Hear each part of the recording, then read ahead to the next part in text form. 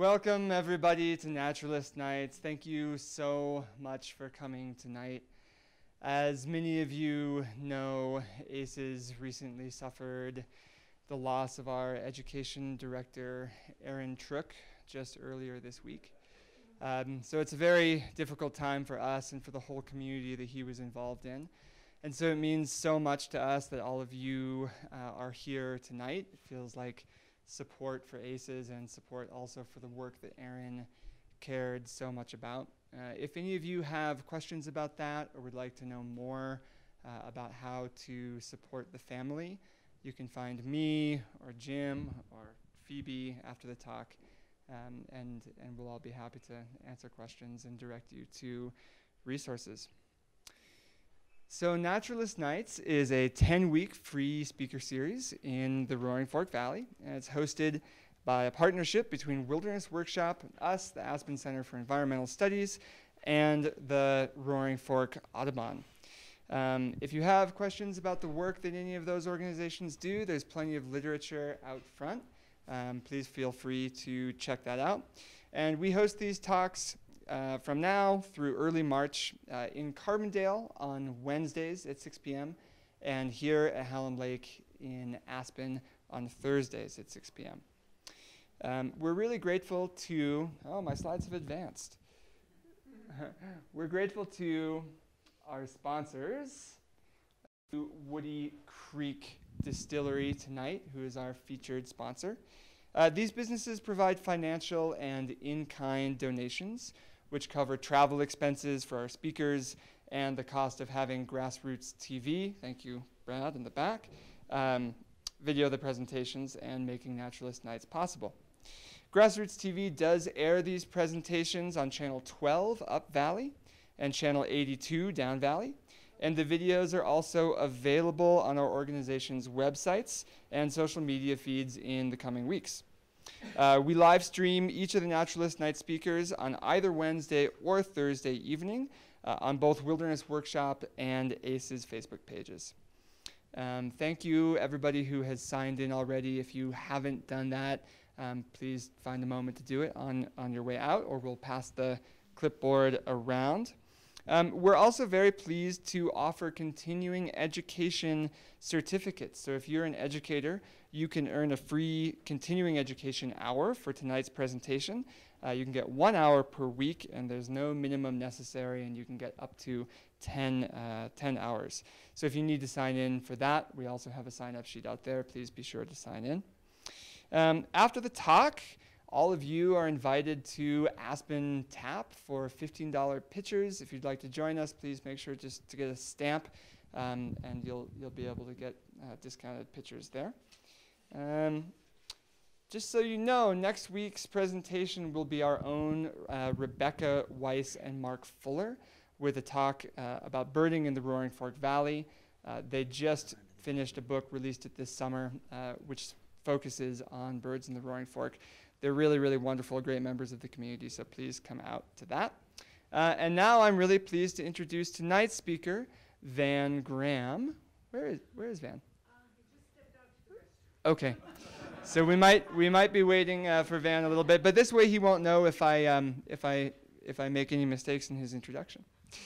Van is a retired wildlife biologist who worked for Colorado Parks and Wildlife for 32 years. His interest in Sandhill Cranes began when working in Steamboat Springs, where the core population of Colorado's nesting and staging cranes is located. Sandhill cranes were listed as a Colorado endangered species in 1973, and by the mid-1970s, research on cranes had intensified, primarily to gather baseline data and begin development of management plans and programs. Throughout his career, Van has assisted with annual work plans, inventories, field studies, and the development of a greater Sandhill Crane recovery program. He worked with CPW wildlife managers based in Northwest Colorado and collaborated on plans with the U.S. Forest Service. Van currently lives in Grand Junction, where he works as a private environmental consultant, mostly working in western Colorado. He's a board member of the Colorado Crane Conservation Coalition, which sponsors the annual Yampa Valley Crane Festival in Steamboat Springs in late August through early September each year. He maintains a deep interest in sandhill cranes and enjoys traveling to various locations to observe, photograph, and enjoy them across North America. It is such an honor to welcome Ray to our 2019 Naturalist Night series. Thank you so much. There you go. Thank you very much. Oh, you're all mic'd up. Yeah, I think I've got a microphone here. Hello. I'm glad you could all turn out tonight to talk about sandhill cranes or learn about sandhill cranes. Let me find my changer here. It should be right on the podium there. Oh, Yep, there it is. hidden there. I worked with Sandhill Cranes since 1976 when I was a district wildlife manager up in Steamboat Springs. In 1973, the Sandhill Cranes were listed as a state endangered species. It was about the same time the Federal Endangered Species Act was put into effect. There were river otters and some prairie chickens and some other wildlife species that were also added to the list at that time. But sandhill cranes, folks really didn't know too much about them. Their populations were pretty low. There was a small population up around Hayden and Steamboat Springs, but they thought that was a species that needed some work. And for the next 25 years or so, I worked with the cranes, developing recovery plans, doing annual inventory work and that sort of thing, working with the Forest Service and the BLM. And I've maintained that relationship as far as cranes. I really love them. I count myself as a card-carrying craniac, which is sort of like a maniac, but it's just centered on cranes. But tonight we're going to be talking about the cranes that occur in Colorado, our Rocky Mountain population. The largest numbers of them are up in the area around Hayden, Steamboat Springs, and Craig. That's where the main nesting population is located. There are some in Mesa County around Colburn. I know there's some in the Spring Creek area, just up by Glenwood Springs and Carbondale, a few very small nesting populations. There's some that nest around Nucla and Naturalist, but by and large, the biggest population is up in the Steamboat, Yampa River Valley, Elk River Valley, and that country up there. And we're going to be talking about the Rocky Mountain population. It's approximately 20,000 birds. They're found in northern Colorado, of course, northeastern Utah, western Wyoming, eastern Idaho, Montana, and a little bit up into southern Saskatchewan and Alberta. They're not near the numbers it is in the mid-continent population. Maybe some of you have been to Kearney, Nebraska and see the birds, the lessers that come through there, and that's almost 600,000 cranes. Ours are the graders. The lessers are a little bit smaller, maybe 25% smaller than the graders, and they have a much larger migration. A lot of the lessers winter down in Texas and Arizona, New Mexico, and but a lot of them end up going up to upper Canada, Alaska, and also some even go into Siberia. So that's what we'll be talking about, is the Rocky Mountain population. One thing I always like to get out of the way, and I think you're a lot of birders here, but I always get the question, well, I just saw down in the creek, I saw a sandhill crane feeding on some fish. And I said, well, no, that's a great blue heron. They kind of look alike, and they got long beaks, they're tall birds, big wing spread, long legs, but of course they're a completely different species than sandhill cranes. And one of the big differences is they nest in trees, heronries, and maybe 15, 25 nests, and so they're a completely different species. Cranes, of course, group up in big flocks during the migration, and great blue herons are sort of solitary species. Sandhill cranes as a whole are one of the oldest living bird species in the world. Fossils in Florida have been found to be about 10 million years old. And then also in northeast Nebraska at Ashfall State Park, they've found a sandhill crane a crowned crane. Looks similar to a sandhill crane, but it's actually the species that occurs in Africa right now, and that's about 10 million years also. There was a big volcano with a lot of ash, and it buried a lot of wildlife species, and the crane did occur. I'm going to talk a little bit in the beginning about the snow mastodon project at Snowmass. It's real close to home here for you folks. In 2010, a bulldozer operator at Ziegler Reservoir, while he was digging the reservoir out to make it a little deeper to hold more water, he found a bone. He got out this bulldozer, and it was either a mastodon or a mammoth bone. And the Denver Museum of Nature and Science started a big paleontological dig there, and found, of course, a huge number of bones. Here's these are courtesy of the Denver Museum of Nature and Science. Jan Verizen did some paintings, speculation about what Ziegler Reservoir looked like 130,000 years ago. It was a pond that was glaciated out by a glacier and that went down Snowmass Creek. Later on, about 120,000 years ago, this is what it potentially might have looked like, with mastodons, giant sloths, and the longhorned bison, which is kind of an ancient relative of our current bison. Then about 45,000 years or so ago, there were camels, mammoths, and a deer in the area. And I think a lot of people, it was a pretty big project and got a lot of news, and I was always curious of whether maybe there were some crane bones. And so I did call one of the researchers and talked with him, and he kind of laughed at me and he said, "I'm not going to tell you," because he hadn't finished his paper yet and he hadn't gotten it published, so he wasn't going to say anything. Later on, I did contact him, and that's what he found. It's a cervical vertebrae from a crane. It's small. It's bigger than a sandhill crane, but similar in size to a whooping crane. So, and that was estimated between 80,000 and 120,000 years ago. So it was pretty cool to find a crane in our country here that long ago. I'm going to talk a little bit about the biology of cranes, a little bit of their background information. Of course, they're a large bird. One of the main characteristics is the unfeathered forehead that's red in color.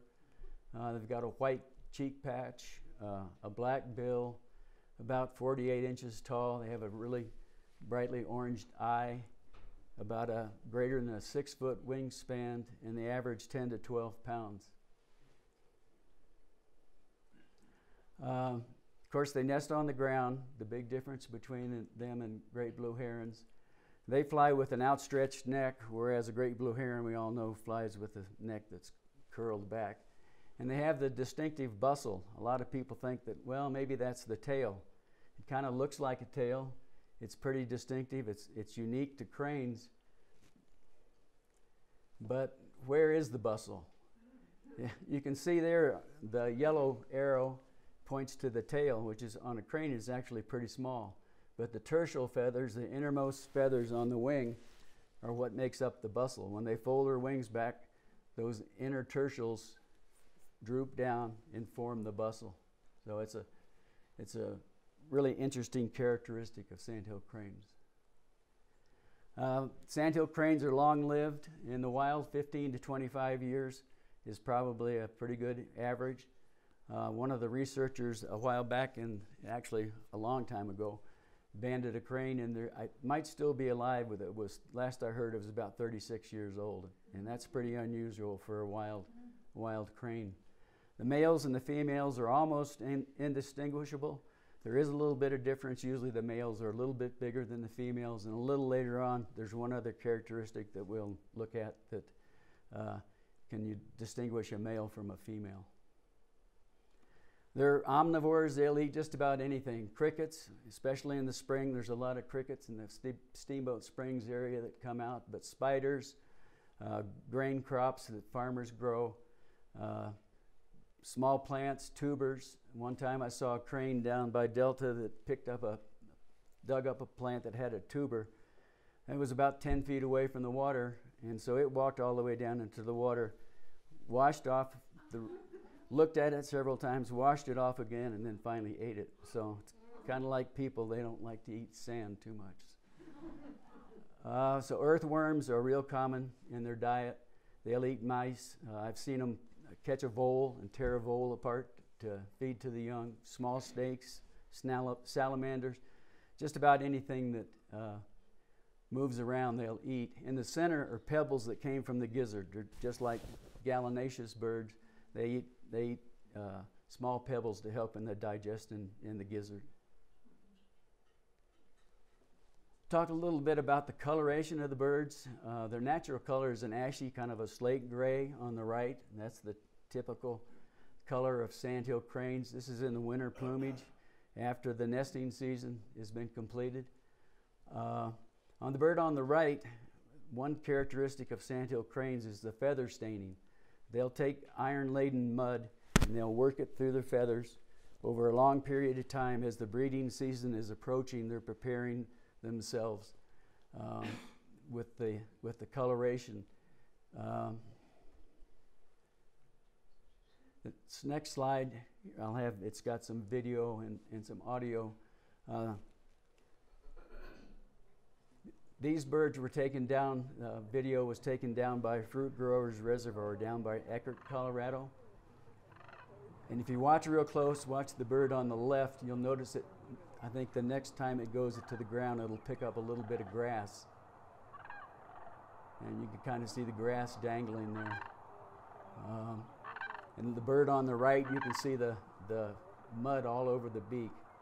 And I watched these birds for almost 2 hours, and that's what they did for 2 hours. All they're doing is painting their feathers, staining their feathers.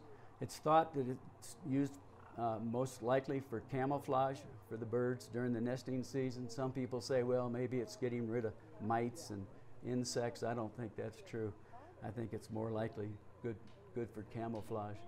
This is probably a pair, a male and a female, and they worked on staining their feathers probably for 2 hours or so. That's all they did in the morning. They were waiting to migrate and head north. And there was probably 30 or 40 birds in this group, and that's all they did. Some of the local people that were around watching the birds thought they were just kind of preening or maybe feeding, but they were actually staining their feathers. It's pretty interesting to watch.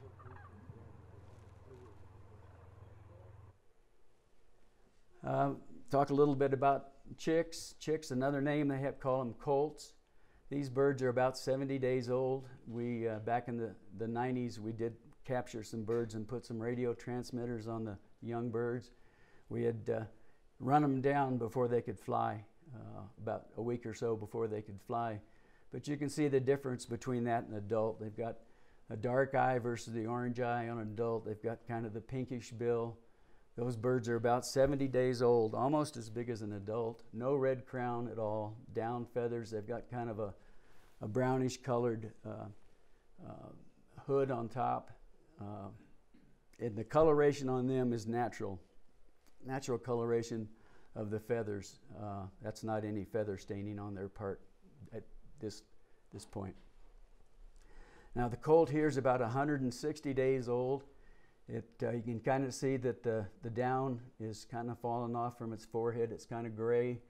The eyes aren't quite as yellow as the adult.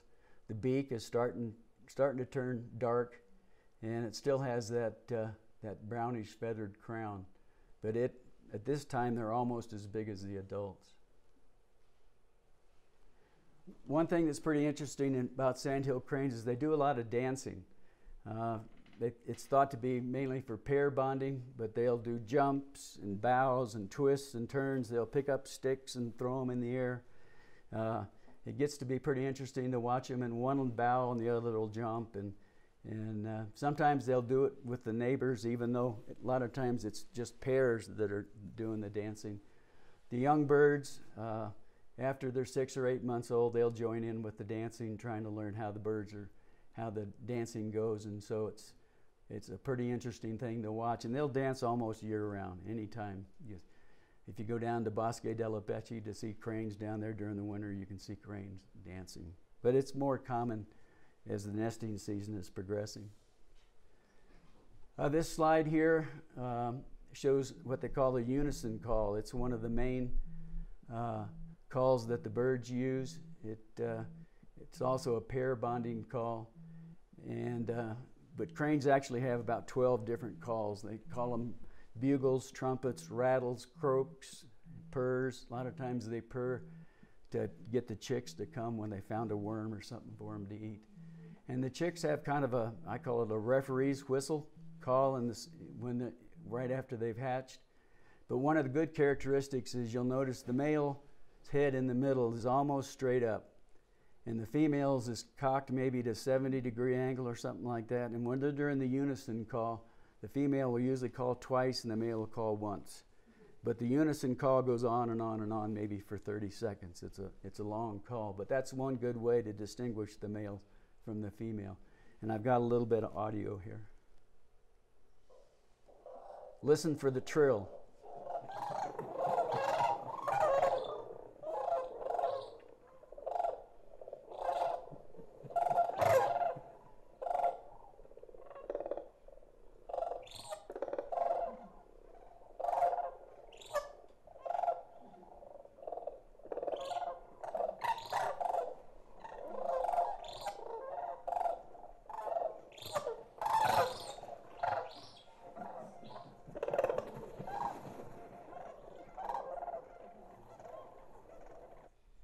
So that's pretty interesting to hear those chicks, and they'll have that call almost until spring. So they don't get the deeper voice for almost a year. I'm going to talk a little bit about the annual life cycle of sandhill cranes. During the migration, the nesting season, migration farther south, and so we'll kind of look at how their year progresses. I'm going to start off at Monte Vista. It won't be long until the cranes that are down in New Mexico that are wintering along the Rio Grande River, Bosque della Apache, and some of the other wildlife areas, the cranes will start moving north and they'll fly into Monte Vista National Wildlife Refuge. There's a huge number of cranes that gather there. It's kind of a staging area for the migration farther to the north. And the cranes will start arriving there in February or so, and they'll stay there for a month. Feeding on the grain that the refuge has planted. They plant barley that's donated by the Coors Company. A tremendous amount of grain is planted there. And Monte Vista hosts an annual Sandhill Crane Festival. I'm sure some of you have probably been down to that. It's really interesting, a good place to see cranes. You can get really close, get some good photos and that sort of thing. This is a slide that I took last year down at Monte Vista. It has some audio to it. And the birds were out in the field and feeding until about 10 or 11 o'clock. Then they decided to go to water.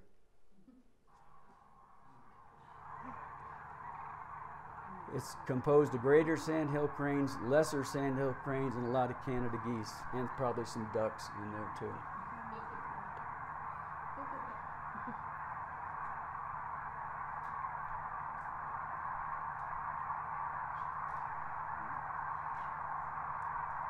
And they had been feeding in those barley fields for probably a couple hours, maybe 3 hours, and then they were heading over to an area where there was some water that was available.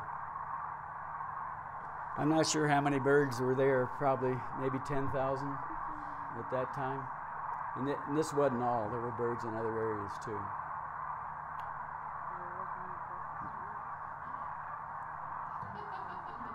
Some birds are going one way and some birds are coming back. Yeah, right. Well, it's Monte Vista, just south, about 5 miles south of Monte Vista. It's really a great place to go and see a lot of cranes, a lot of other wildlife species there too. And there's the barley fields that Coors donated the grain for to plant.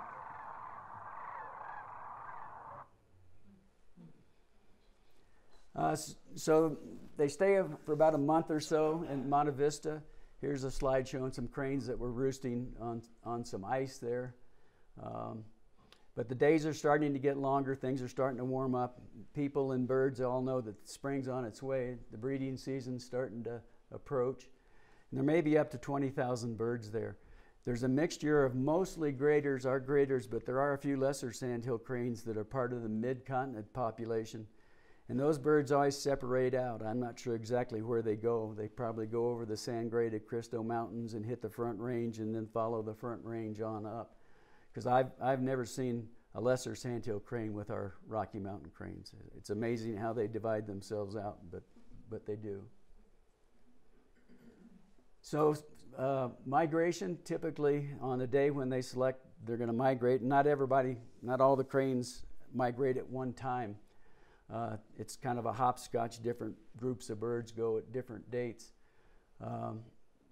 Usually starts in early March. They usually like to wait until 9, 10, 11 o'clock in the morning and let things heat up a little bit so they can catch some thermals. They might travel 200 miles in a day. Depending on the weather conditions, maybe 15 to 50 miles an hour. And they typically like to go in clear skies. They don't like to go when the weather's bad. Once they kind of ring up and get maybe a couple thousand feet, they'll line out. And typically they'll fly in a V formation. There's been quite a bit of research done, and it's been shown that the upwash from the leading bird actually helps the trailing bird fly, so it conserves energy for the birds. A lot of times they'll fly up to 14,000 feet as they're going across our Rockies. Quite a few years back in the 90s when we were really studying the cranes pretty intensively, one of our radio banded birds was in Hayden one day. We flew down the next day in the state plane, and I found it. So in one day it had gone from Hayden down to the San Luis Valley. And I was talking to the pilot as we were flying over Gunnison. We were at about 13,000 feet in elevation. I told the pilot, I said, you know, we're kind of like right along the flyway. A couple of minutes later, sure enough, about 10 cranes right out our window, really close. And so we started watching a little more. But flying high is no big deal for them. So the next place they stop after they've left Monte Vista is the town of Orchard City, Eckert. It's a little bit north of Delta, and there's a reservoir there. It's called Fruit Growers Reservoir. You can see somebody really likes crane there. They named one of the lanes Crane Lane. There's a slide showing Fruit Growers Reservoir. They've got a kiosk out there that talks about the cranes. But usually it's a one-day trip from the San Luis Valley to Fruit Growers Reservoir where the birds will stop over, and it's usually a one-night stand there. They'll fly in. They might do a little bit of feeding, but they're all in pretty good body condition. They've had a lot of corn and grain down at Bosque del Apache and other places on the Rio Grande. They've had a lot of good food. The San Luis Valley, so they really don't need a lot of food at this time. So they take a break. If it's a real stormy day, they might spend 2 days there. This slide shows some cranes. They've got livestock in the area. It's mostly surrounded by private land. Back in 2014, Evie Horn, who's a craniac that lives in the area down there, her and some other folks totaled up about over 15,000 cranes that came through. And it's a really good place to see cranes migrating in the spring. They come in and they're maybe 10, 11,000 feet, and they start circling. And a lot of times you'll see them just fix their wings and they'll parachute down thousands of feet. And just as they're reaching the ground, they'll flap a couple times. It's really interesting to watch. You often hear them long before you ever see them. It's a really good place to see cranes. And that's where I saw the cranes that were painting their feathers. So as they return to their nesting grounds or the areas where they are going to nest, a lot of times this was taken up by Steamboat Springs. They'll encounter snow. And things are starting to break up. The temperatures are starting to get warmer. The rivers are kind of opening up a little bit. There's patches of grass that are starting to show. The insects start coming out a lot sooner than you'd think. And the birds are in pretty good condition. And a lot of times they'll go to another little staging areas around the Elk River and also around Hayden. They'll go to some of the old farmers' fields and pick through the grains, and they kind of wait until the conditions are right for nesting. And typically they'll stay in those areas until they start dispersing to the nesting territories. Sandhill cranes don't become sexually mature until about 4 or 5 years old. And so last year's birds, the bachelors and bachelorettes, it's both sexes in the group, kind of group up in small, maybe 20, 25, 30 birds, and they just kind of hang around. They're kind of like teenagers. They have no responsibility, you know, nothing to take care of, no nesting, and so they just kind of cruise around. They learn the countryside. A lot of times the chicks that were hatched, say at Steamboat Springs, they'll come back to the same area. And so they just kind of hang out and enjoy the summer, and spring and the summer. The nesting activity in the lower areas along the Yampa River and the Elk River usually starts in April. In the higher country, it starts about a month later. Elevations here are probably 6,200 feet, something like that. The higher elevations, they'll nest all the way up to 9,000 feet in some of the high parks. And so birds will nest in this lower country and then later on in the higher country. California Park was probably one of the areas where was the last bastion of sandhill cranes when populations were so low. It's kind of a isolated, very beautiful high mountain park about 25 miles north of Hayden. It's about 3 miles long and maybe a mile or so wide. It's a rolling sagebrush with a lot of streams, willow line streams, great nesting habitat for sandhill cranes. It's part of the National Forest System. So adults pair for life. They first start nesting at about 4 years of age.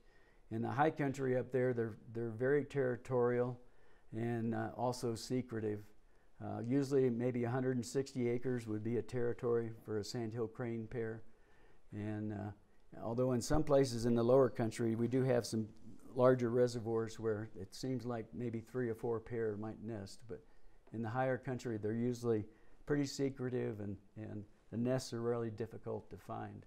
This is really good crane nesting habitat. You can see a beaver dam there. They like to nest in oxbows, and I'll talk just in a few minutes about beaver. But willow and sagebrush, every once in a while they'll nest in the sagebrush, maybe 10 meters or so away from the water, but usually they're within a very short distance of water as they're nesting. This is in California Park also. This is a nest that was constructed in kind of a boggy area. They dug out the sedges and piled them up and made the nest. And so they kind of created a moat for themselves to protect from predation, coyotes and foxes and that sort of thing. This is the same nest in that bog. You can see there's an eggshell that has a little bit of shell membrane on it, which indicates a successfully hatched egg. Typically, if a predator eats an egg, they kind of eat the membrane too. This nest, I think, produced a couple of chicks. This is a little different style. It's made of willow twigs. It was kind of in an oxbow of one of the streams going into California Park. I took the photo when it was a little bit older, but it did have some grasses. Usually they'll have a little bit of a lining on a stick nest like this. So this is evidence of a beaver around, and beaver are really important in Colorado for nesting, especially in the high country. They like to build a nest on a beaver lodge, beaver dam. A lot of the bigger ponds will have hummocks of grass that grow up, and some nests that we've found that they use the same site 20 years or more. So if they're successful and they want to, they know the area, they know where the food's at, and they'll come back to the same nest site. Here's a beaver pond. It's got one of those hummocks of grass. One of our researchers found the nest. It was on that beaver pond, and that's California Park also.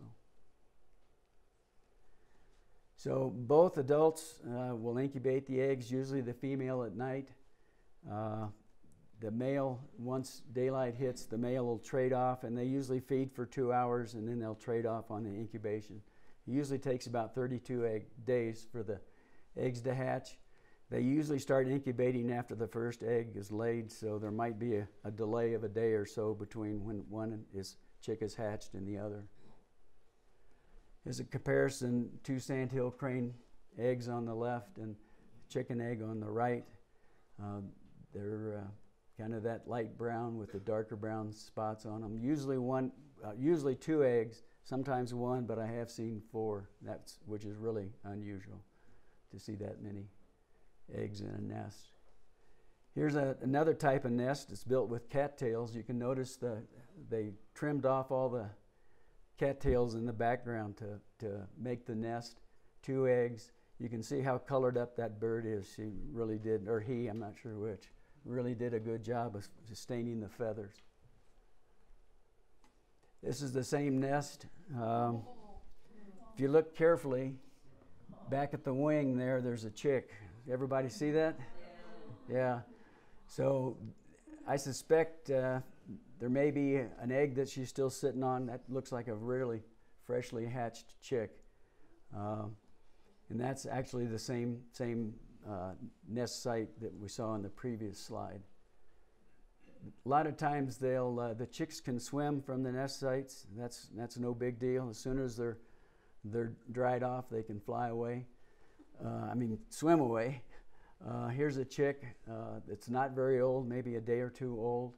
Of course, they're precocial. They're just like a chicken or a duck or a goose. As soon as the down dries out, they're up and going, as opposed to great blue herons where they've got to the chicks have to stay in the nest a long time until they're feathered out and can leave the nest.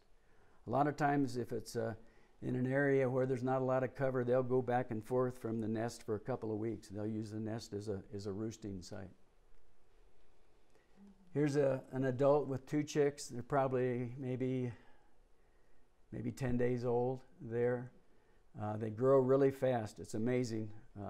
Better than a half an inch a day. In 70 or 75 days, they're almost as large as the adults. So just an amazing growth rate. Here's a couple of Sandhill Cranes, each with a chick. A lot of times they'll do that. There is a little sibling rivalry between the chicks sometimes. And so the adults separate them. And the chicks lead on their own. Also, the adults will pick up an earthworm and feed them and that sort of stuff. It doesn't take the chicks too long before they can start figuring out what insects are and that sort of thing and what's good to eat. You can see a Sandhill Crane sort of in the center right there. And the right-hand side, that's the rear view mirror of my pickup truck. So I was pretty close. I didn't want to get out. I'm sure there was a chick right around there somewhere. I never did see it. I didn't spend a lot of time there. But a lot of times Aspen is good rearing habitat.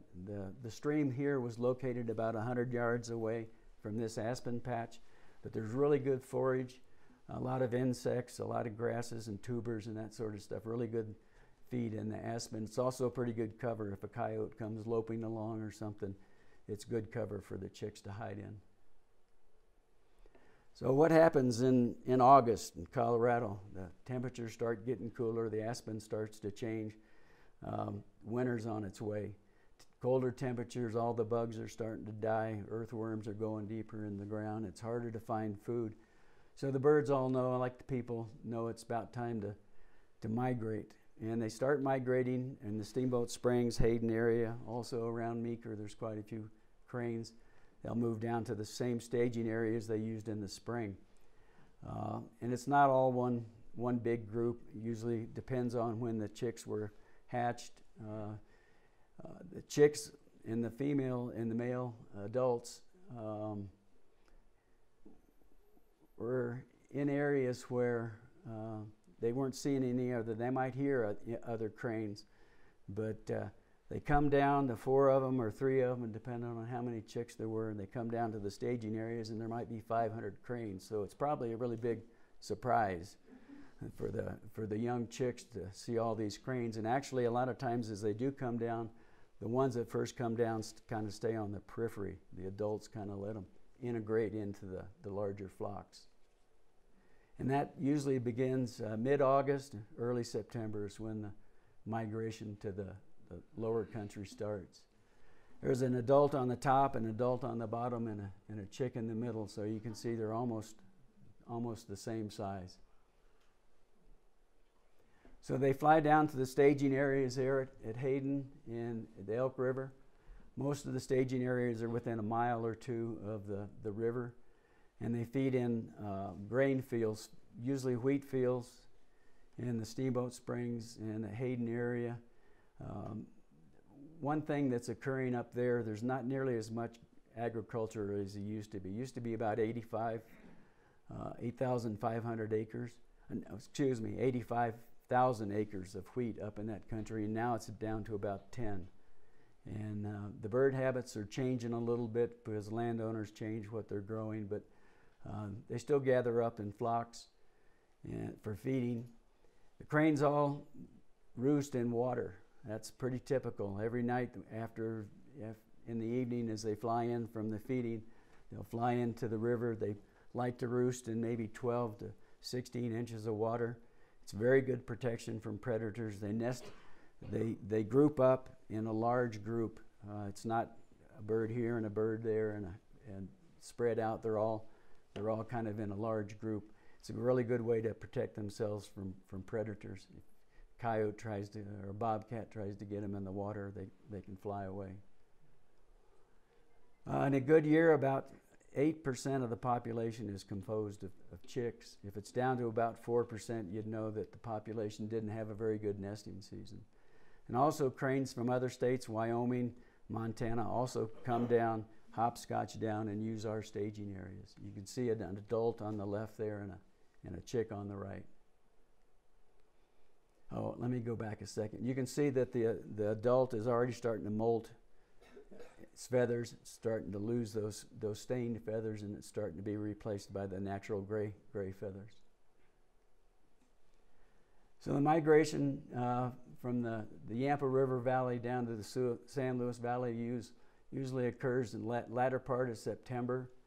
And that's kind of a hopscotch too. It's not one big migration. Different groups of birds will go on different days, and I'm not sure exactly what keys that, but they'll migrate down to the San Luis Valley. Then the Sandhill Cranes will arrive in the San Luis Valley in September, October, and November, and they'll stay down there and feed in the grain fields. That's Mount Blanca in the background, and this is down at the Monte Vista National Wildlife Refuge. They've just grown all the barley and the wheat down there, mostly barley, and they'll stay there for quite some time before they migrate on down to the mid and lower Rio Grande River. Bosque del Apache is one of the main areas. They plant a lot of grain in that area. This is a slide of Bosque del Apache, one of the ponds they have there. They plant a lot of corn, other grain crops that they utilize. A lot of times they'll go through and knock down the corn so the cranes have easy access to it. There's a couple of sandhills that are kind of parachuting. They got their heads up and the legs down. They're getting ready to land in the water. So they spend December, January, and February down at Bosque del Apache feeding in. I'm not sure exactly what kind of grain crop that is there, but it's a flooded area.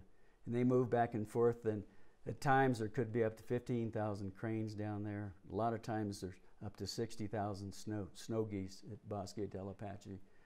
If you ever get a chance to go down, it's really a great place. They have a lot of road systems, and it's a good place to photograph Sandhill Crane.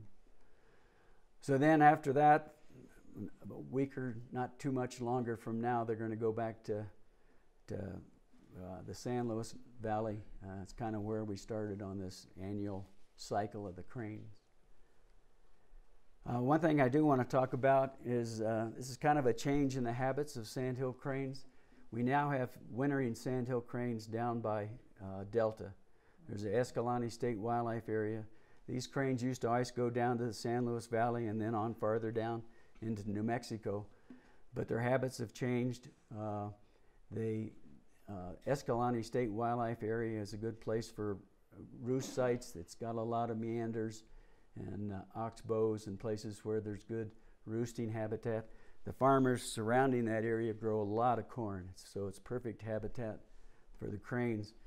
And this has kind of been occurring over maybe a 20-year period. There were really small numbers, but in the last 5 or 6, 7, 8 years, the numbers have really climbed, and it's up to almost 3,000, 3,500 cranes that are. So it's getting to be a pretty large chunk of the 20,000 cranes that used to migrate farther south that stay here and feed in the cornfields.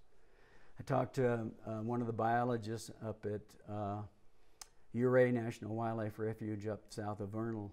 In the last 2 years, they've had almost 2,000 sandhills wintering there, and the lady said that was the first time ever that they've had wintering sandhill cranes up there. So that's almost 5,000 cranes out of the 20,000 that aren't going farther south. I guess anybody could have a conjecture, but I kind of think it's maybe the winters are getting milder, and the corn's available, and they're probably like people, they're a little bit lazy. If you don't have to fly that far south and you can get your belly full every evening with corn or whatever, then why do it?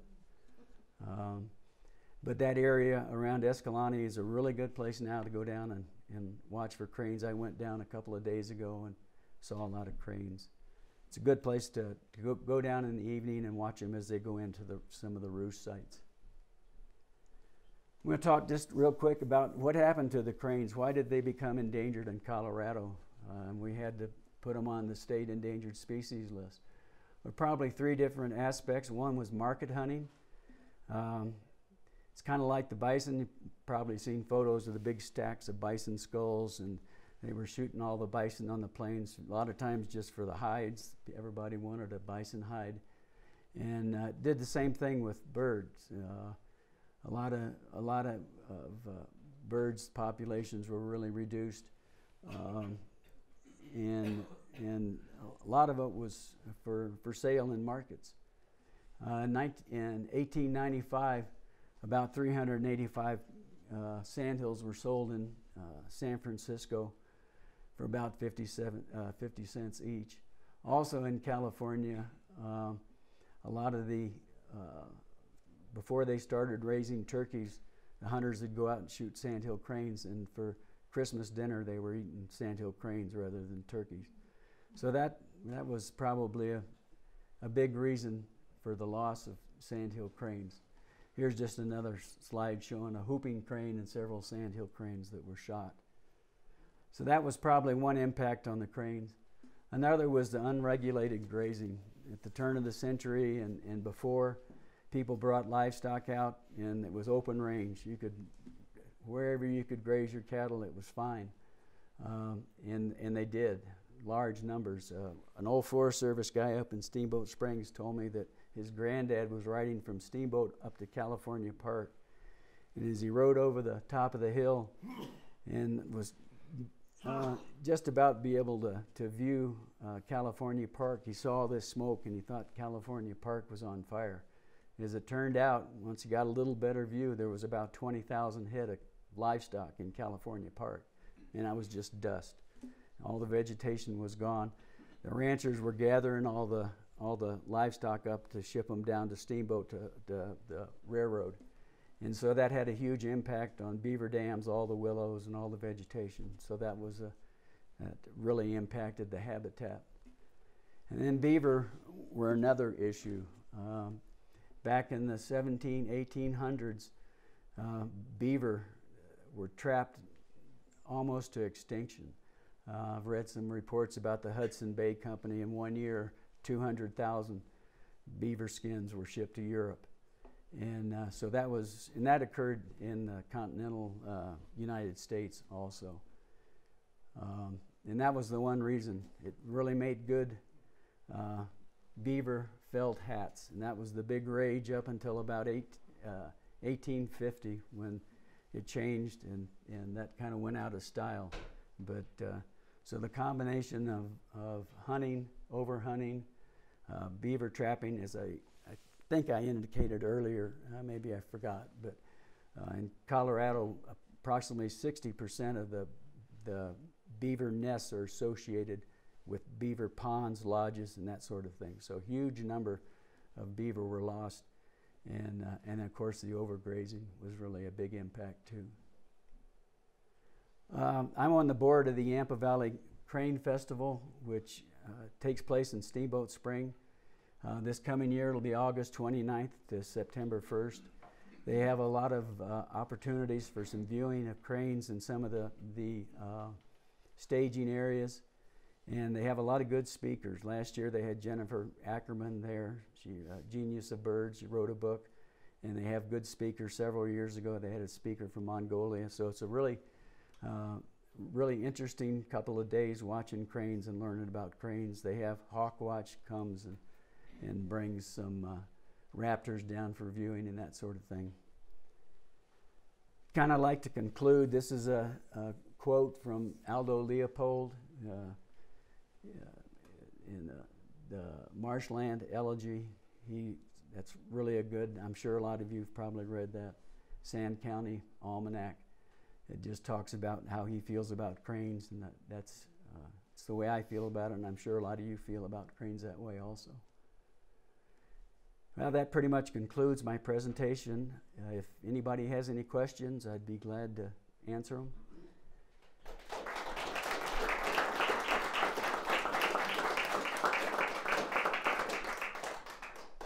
So Van, I'll let you call on people, and then I'll come around with a mic. Please wait for the mic to come to you. Hold it right about here, and that's for our TV audiences.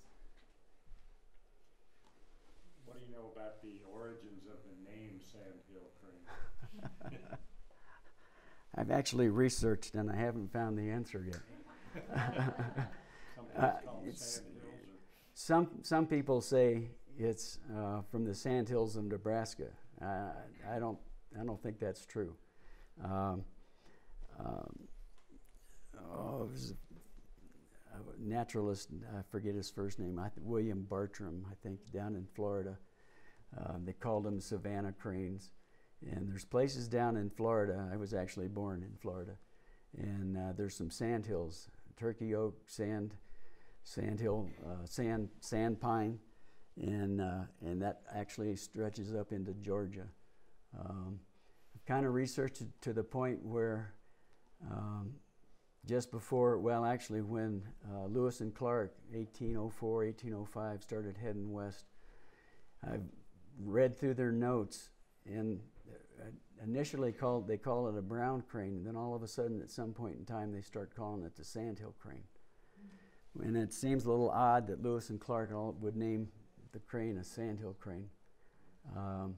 But that's a really good answer, and so far I've talked to people at the International Crane Foundation and they haven't figured it out either. But it'd be nice to know exactly where that came from. That's a good question. Didn't mean to stump the band on that.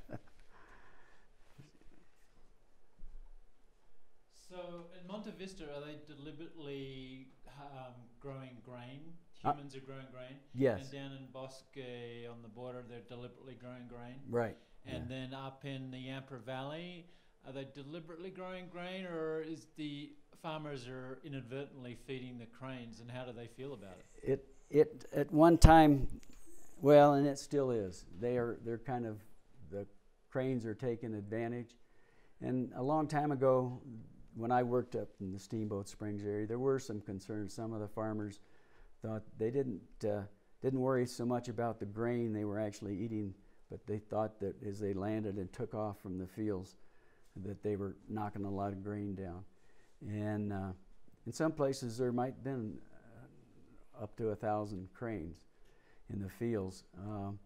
The way the farming practices have changed is you don't hear too many issues about that anymore. The amount of grain is a lot less, and actually some of the good things from the advent of the Yampa Valley Crane Festival, we're actually got a project going. It's called Crops for Cranes. So we're actually paying some of the farmers to leave a little bit of the grain for the cranes, and the festival actually around town has generated a lot of positive things about the cranes, and some of the ranchers that at one time might not have liked the crane so much, they've kind of changed their tune because all their neighbors are got to the point where they kind of like to see the cranes around. So it's not as much of an issue it has been, and some of the farmers are actually benefiting from the planting of the cranes and the festival actually paying for that. So why has the acreage of grain being grown for human consumption dropped so dramatically? You said from 80 to 10,000 acres? Yeah, it's just economics. There's so much grain being produced that in the Conservation Reserve Program, where the government actually pays the farmers not to grow grain, they plant it into grasses, native grasses hopefully in most cases, and it's just a market issue.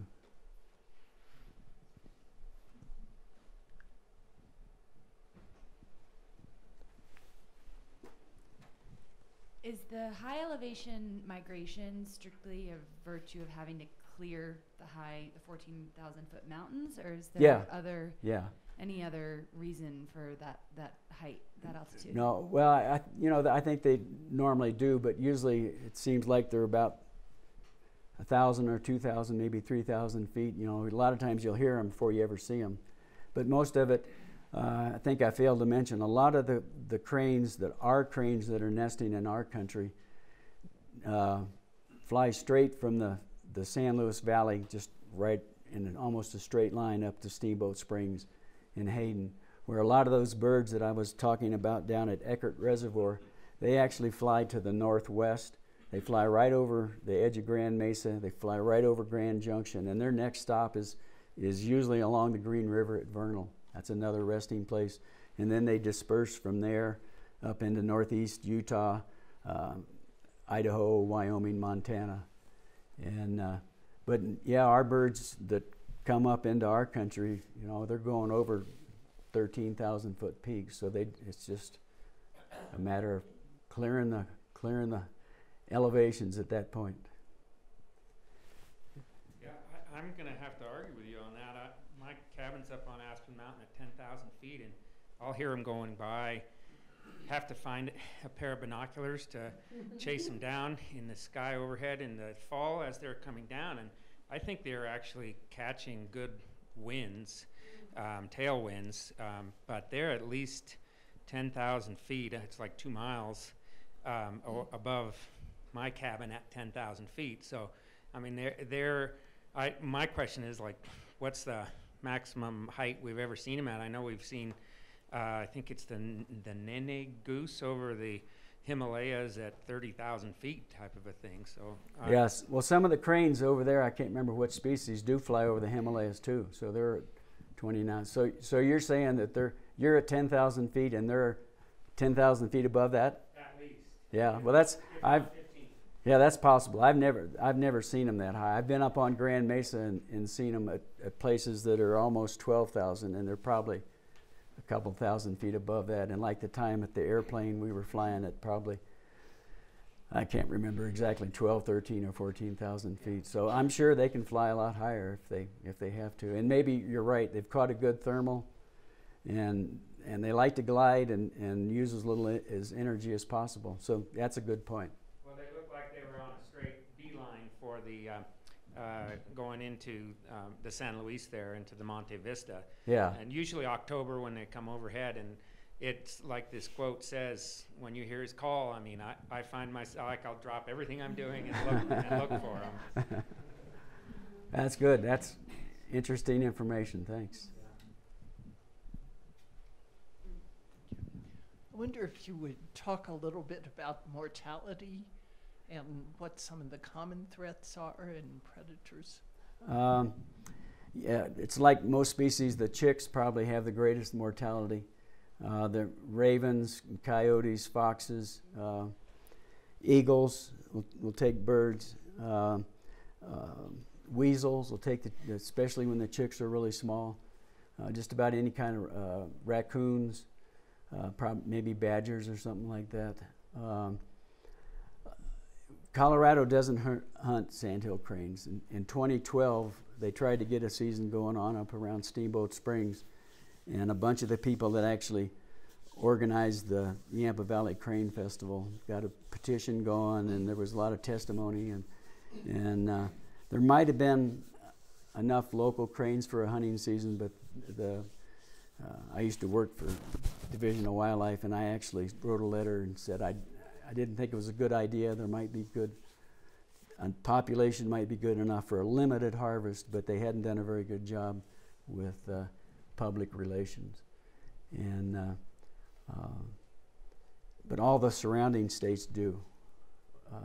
Utah, Wyoming, Idaho, down in New Mexico, they all hunt. So that's, but it's real limited. It's probably not a huge amount. Wire strikes, especially down at San Luis Valley, they've got a lot of the power lines have markers on them, little different things to try to make them more visible. And also down at Bosque del Apache, they've kind of tried to do that too. I was down at Monte Vista one time and saw a bald eagle fly in and kill a Sandhill crane. And when they were doing the cross whooping crane program up in Idaho, and that was back in the 80s, where they were putting whooping crane eggs in sandhill nests. They had one over by Price, Utah.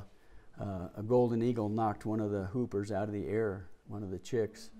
They used a ultralight to guide the whooping cranes down.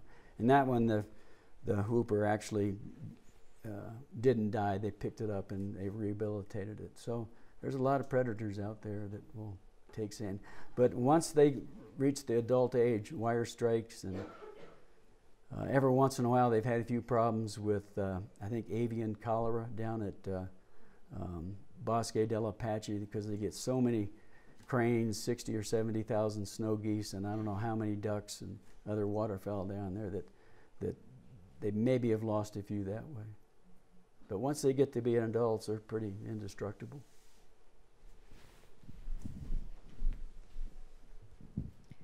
Can you tell us how long do you think the colts stay with their parents? They'll stay with them all the way. They'll probably follow them back after winter, so they're almost a year old, maybe not quite a year old.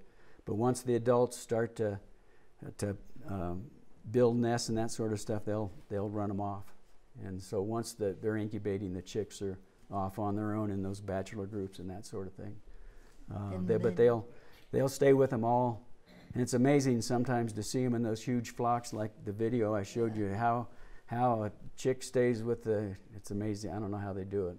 Yeah. One guy was telling me that I think he was down at Bosque, and a huge number, and there was one chick that was whistling like a referee's whistle, and another bird called somewhere, but it went right down and flew right down, and he assumed it was the adults, so they could tell. So it's amazing what wildlife does. Any other questions? All right, thank you very much.